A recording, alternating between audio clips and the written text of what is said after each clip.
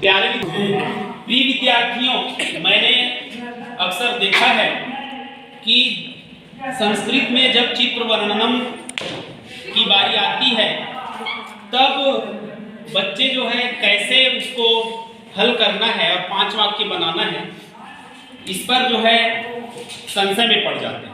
आज मैं आप लोगों को एक विशेष ज्ञान इस पर देना चाहता हूँ। एक ट्रिक है जिससे आप समझ करके 5 वाक्य आप सावधानी से और सरलता से बना सकते हैं। ठीक है, आज का हमारा विषय रहेगा चित्र वर्णनम। क्या है? चित्र वर्णनम। चित्र वर्णनम। सबसे पहले हम कोई भी चित्र देखते हैं, देखना है हमें कि वह चित्र किसका है। जैसे कि आपके अष्टमी के पुस्तक में एक चित्र दिया हुआ है, ये चित्र को ले लेते हैं।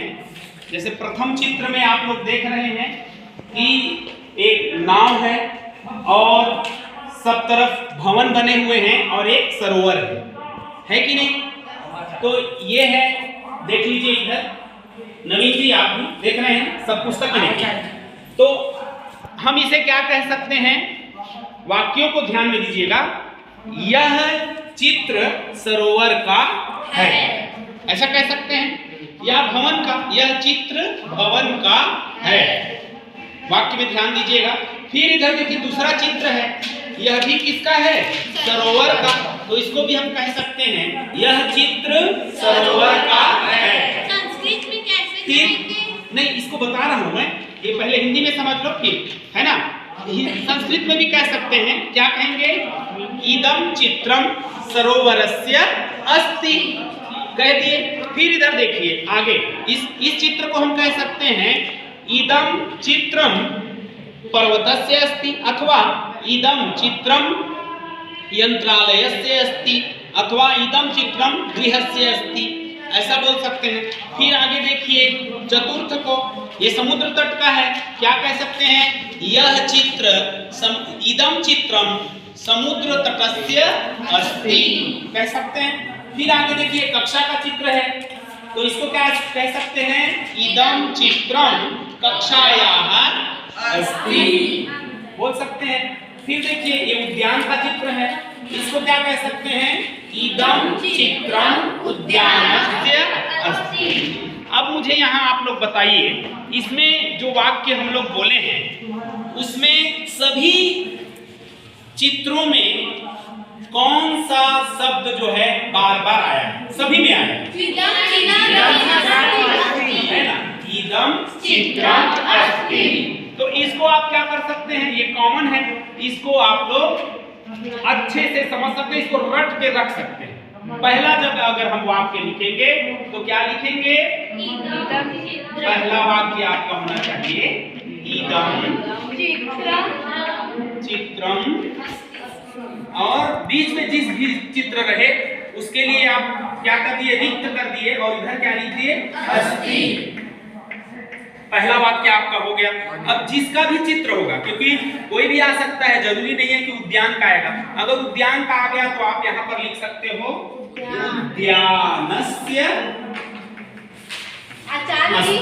षष्ठी विभक्ति लगानी है। हाँ बिल्कुल, उसमें आपको कौन सी विभक्ति लगाना है? षष्ठी विभक्ति। इसका विशेष ध्यान देना है। अगर अकारांत है तो स्या आएगा, उद्यानस्य। आकारांत है, जैसे कक्षा का है तो कक्षायाः, ऐसा हम लोग कर सकते हैं। यहाँ पर क्या कर सकते हो? कक्षायाः अस्ति। तो सामान्य सी बात है, इसको आप लोग रट लीजिए, या रटने का विषय नहीं, इतना तो जानते हो। इदम माने यह, चित्रम माने चित्र, है ना, और कक्षा या उद्यान, अस्ति माने है, ये सब जानते हो, सरल। ठीक है। फिर हमारा दूसरा वाक्य होना चाहिए। अब हम कहना चाहते हैं कि इसमें क्या क्या है। जैसे पहला चित्र को आप लोग खोल लीजिए। इसमें देखिए पहला चित्र आपको भवन दिखाई दे रहे हैं, तो इसमें आप लोगों को भवन एक है कि बहुत सारे हैं? बहुत सारे। इसलिए भवन शब्द का हम लोग बहुवचन प्रयोग करेंगे। भवनम, भवने, भवनानि, है कि नहीं? अब सरोवर भी है कि नहीं? तो यहां पर हम क्या कहेंगे? सरोवर का यदि वर्णन कर रहे हैं तो या समुद्र है, मान लो ये है ना, तो समुद्र है और भवन है, तो फिर हम क्या कह सकते हैं? पहला वाक्य क्या है? अस्मिन् चित्रे, इस चित्र में, विशाल भवनानि अस्ति, है ना। इस और हमको यहाँ पर एक चीज और देखना है, इसमें देखना है आप लोगों को मंजूषा में शब्द भी दिए हुए हैं और इन शब्दों को लेकर के यहाँ पर क्या करना है? आपको वर्णन करना है। जैसे यहाँ पर दिया है नौका, तीरे, जलम, जनाः रमन्ति, आधुनिक युगस्य समृद्धेः विशाल भवनानि, प्रसन्नाः, शांतम सुंदरम, सागरे। अब यहाँ सागरे शब्द दिया है, इसका मतलब यह चीज, ये जो दिया है जल वाला भाग, ये सागर का है। ठीक है, तो हम यहाँ पर लिख सकते हैं सागरस्य तीरे अस्मिन् चित्रे, इस चित्र में, ऐसा कहना चाहते हो ना, तो इसको क्या कर सकते हैं? सप्तमी विभक्ति का प्रयोग करते हुए अस्मिन् चित्रे, चित्रे, अस्मिन् चित्रे विशाल भवनानि सन्ति, है ना। भवनानि बहुवचन है इसलिए अस्ति स्तः सन्ति हैं, इसका प्रयोग करना है। इसलिए अस्मिन् चित्रे क्या लिखा है? विशाल भवनानि, यहाँ शब्द दिया हुआ है, हम क्या करेंगे? विशाल भवनानि सन्ति, इसका प्रयोग करेंगे सन्ति। अगर भवनम रहता तो अस्ति, एक भवन रहता, बहुत सारे भवन इसलिए सन्ति। ठीक है, अब ये हो गया आपका दूसरा शब्द। इसमें कोई समस्या हो रही है क्या? नहीं। इसमें कॉमन शब्द आपका होगा अस्मिन् चित्रे। अक्सर विद्यार्थी इसी में गलती करते हैं, इस चित्र में, ये सब में रहेगा, इसलिए इन शब्दों को और इन शब्दों को आपको विशेष ध्यान रखना है। अब देखिए, बहुत सारे लोग नौका में क्या कर रहे हैं? विहार घूम रहे हैं, बैठे हैं, तो उसके लिए हम सबसे पहले शब्द ढूंढ लेते हैं जनाः, है कि नहीं? जनाः माने लोग, और नौका है तो संस्कृत में नाव को नौका ही कहते हैं, तो नौका, जनाः, और क्या दिया है? भ्रमन्ति, घूम रहे हैं, बहुवचन है। तो यहाँ पर हम लोग नौका शब्द का, तो हम कहना क्या चाहते हैं कि लोग नौका के द्वारा, है ना, या नौका में घूम रहे हैं। ठीक है, तो अब हम इसको क्या कह सकते हैं? जनाः शब्द दिया है, तो सबसे पहले हम तीसरा वाक्य के लिए क्या ले लेंगे? जनाः। ठीक है, अब नौका शब्द लिए तो नौका में, तो नौका शब्द का आकारांत सप्तमी के एक वचन में लता शब्द का आप क्या बनाते हैं? लतायाम। उसी तरह से नौका शब्द का नौकायाम, तो हम यहाँ क्या लिख लेंगे? नौकायाम। में शब्द के लिए क्या लिखेंगे? नौकायाम, है ना। नौका में घूमते हैं के लिए, या नौका के द्वारा घूमते हैं, ऐसा अगर कह लेंगे तो यहाँ पर नौकया, नौका से क्या कर सकते हैं? यहाँ नौकया, नौकया, क्योंकि लता का लतया है ना, तो नौकया। और भ्रमंती है, घूमते हैं, इसमें दिया हुआ है भ्रमंती, तो क्या लिख लेंगे? भ्रमंती। ये मतलब लोग नौका में घूमते हैं, है ना, ऐसा। या अस्मिन् चित्रे जनाः नौकायाम भ्रमन्ति, अस्मिन् चित्रे को भी यहाँ पर जोड़ सकते हो। ठीक है, फिर हम लोग क्या कर सकते हैं? चतुर्थ। अब फिर हम अन्य शब्दों को देखेंगे। अन्य शब्द क्या है? जैसे तीरे दिया है ना, फिर जलम,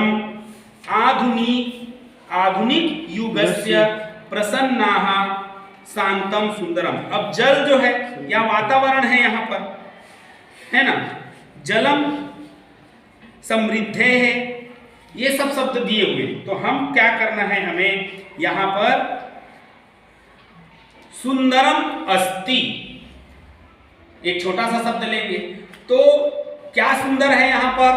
जल सुंदर लग रहा है, तो जलम सुंदरम अस्ति।